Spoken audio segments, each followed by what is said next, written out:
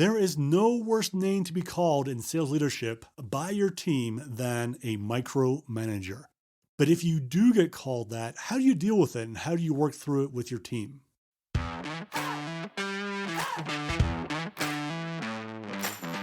Welcome to the Bite Size Sales Podcast, where we believe that you don't need to take time out of the field or off the phones, stuck in a classroom, in order to get great sales and sales leadership training, and that taking bite-sized steps each day to get better at your craft is the best way to improve your results. I am your host, Andrew Monahan, and I'm using my 20 plus years in B2B sales to bring you simple, actionable ideas that you can use every day to help you get better. Before we get to the tip for today, this episode is sponsored by Sales Bluebird. Most of us don't have time to keep up with the latest sales ideas and all the blogs, podcasts, and news articles every week. Sales Bluebird curates content from all these sources and gives you one thought from me, 2 quotes from others, and 3 sales leadership ideas once a week in your email inbox for free. Sign up right now at salesbluebird.com. Welcome to episode 73. And this one is something we hear a lot about in sales leadership, the dreaded name of being a micromanager. You know, I thought about this a lot over the years, and I think there's some people I've worked with and for and in teams with, some reps, where if you said, hey, did you know that your sales manager spends Friday night sacrificing livestock to the great Satan or something like that, they probably wouldn't think of them as badly as if they thought of them as a micromanager. It's almost like the worst thing you could be called in working with high-performing teams is, yeah, but he's a micromanager, right? It's the worst thing that can be out there. And I think because of that, I've seen some sales managers probably go a little bit too loose on how they run their teams because they're a little bit scared of having that name slapped against them or have that resentment build up in the team.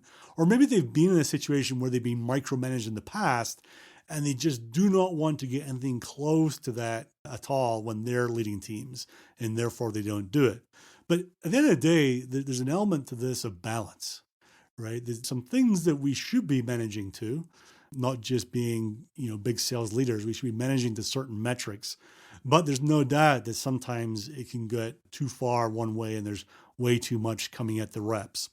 So here are 4 ways to deal with that if it comes up or you feel like your team is rebelling a little bit around this area. And the first one is be self-aware. Maybe you are a micromanager, right? Maybe you got to the point where you do find yourself chasing down reps for updates all the time, chasing them down for numbers, trying to get 15 different metrics into a spreadsheet as you're sitting there in your office and they're out there in the field or on the phones, right? Maybe you are that person who's allowed your own needs and the company's needs and the new sales leaders' needs and everyone's needs to suddenly result in 20 different things getting tracked and you chasing them up every couple hours for updates on deals because you're worried you're going to get asked by the sales leadership, right? So there might be an element of truth to it. And if that's the case, you have to figure out how to crawl away from underneath that rock and not be that person. Figure out what's truly needed to run the team and how you can manage your time with them so you're not chasing them all the time, trying to get things out of them. All right. The second thing is to level set with your team on the realities of running business. The fact is these days, most good businesses are run by KPIs, right? And they're out there, big companies, small companies, all over the place. And sales is no different. In fact, the sales team is probably more susceptible to KPIs because what we do can be measured more easily than some other teams in the organization. So we're definitely part of that. And we need to understand that that's the realities. So if you do have some people who are unfairly or unreasonably saying, hey, we're all getting micromanaged, and you're sitting there going, you know what, I've only got 4 KPIs I'm managing to here, and they're not out this world and unreasonable, and I don't go chasing them down every couple hours for updates on things. maybe this is the kind of level setting conversation you need to have with them about the realities of business. And, I would add to it as well that, guys, if you ever work for an organization that doesn't track things like this, then you're working for a mismanaged organization. That's the reality. And we need to accept it. We need to understand that it's part of our job, it's part of our world. And actually, what we need to do is embrace it, because if these are the right KPIs and we're managing to those, then these things will positively impact our results. And this is where you can maybe add something in to say, well, look, if we can get to this, whatever this is, on one of the KPIs, then we know with conversion rates that good things happen in 60 days because of the way it flows through.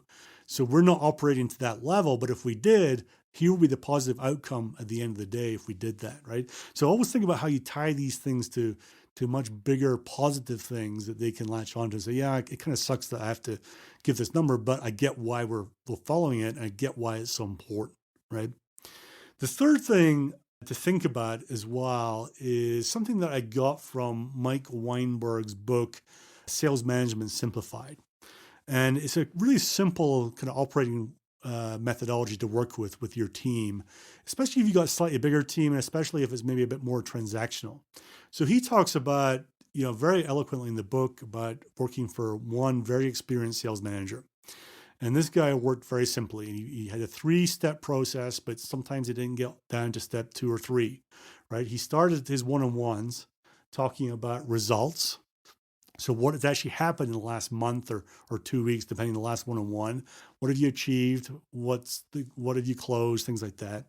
Secondly, where's your pipeline, right? Is it growing to the right level? Is it at the right level? Are some of the big deals in there progressing nicely? Is it moving through? Are the deals moving through the pipeline appropriately? Things like that. And the third thing is down to activity. All right. So what are you booked? What are you working on? What did you book last week? What did you actually do? Things like that, right? And what Mike outlines in the book is this sales manager, I think his name was Donnie, would always start with 1. And if you're executing great, right? If you're number 1 in the team and you're against your own goals about what you want to achieve in terms of bookings and pipeline generation, things like that, it might not get past number 1, right? He said, listen, you're doing great. Keep going. And we'll talk again on a one-on-one in a couple of weeks or a month. But, rarely was that the case. It would often get down to number 2, where he's talking about the pipeline. So how's the pipeline doing? Is it growing the way you need it to? Are you operating at the level where we need it to be operated at to be able to hit our goals, right? And oftentimes that's where the one-on-one would stop. But if things weren't going well in the pipeline, that's when he would get into activity. And in his world, he would actually pull out, okay, show me your calendar from last week and the week before. Let's look at where you're spending your time. Are you spending enough time on the right things? What's your plan for this week? And get down to actually a set plan to get things back on track. So that very simple way of moving down from results to pipeline to activity meant that the top performers who were truly executing across all fronts didn't go through the full colonoscopy about, well, what was that meeting last week and why did you do 10 and not 15, or why did you do 6 and 10, whatever it is, and get into the details, right? And maybe that's a good way to look at how you're operating with your team to say, is there a way I can change what I do so that not for everyone am I going down to all the detail and therefore losing their trust and losing their confidence. And the fourth thing I would add into this about working with someone or a team who thinks you're micromanaging is the idea that if you're helping them execute their own plan, their own territory plans, their own account plans, whatever it might be, then it's much harder for them to then come back and criticize you for helping them reach their plan. Right? If you give them numbers to go hit, this used to annoy the crap out of me when I was a rep, right? Used to hear this all the time. So all sales reps should be making whatever it is, 50 calls a day, or they should be doing 10 meetings per week, right?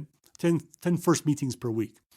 And I always used to wonder, if I'm sitting there and I'm running a 4X pipeline and I'm at 120%, do I still have to do that, or should my time actually be better focused on closing deals at this point, right? I don't know. It seems like one size fits all never seems to work out. And I used to resist it a lot when I was doing really well. And I think, if the idea is, look, in my case, right? I mean, hey, Andrew, like your plan that you worked on and you decided was your plan says that you want to work at this level. How are we doing against your own plan? It's much harder for me then to complain and say, oh, no, this is not relevant for me, right? I think in the Sandler world, they have a phrase that goes something like, people don't argue with their own data. Right. So if you're helping your team members execute against their own plan, helping them stay accountable to their own plan, then they're much more likely to be bought into the process. If when you interact with them, you pull out their plan and say, hey, how are we doing against your plan? Where are we falling short? Where are we ahead? And how can I help?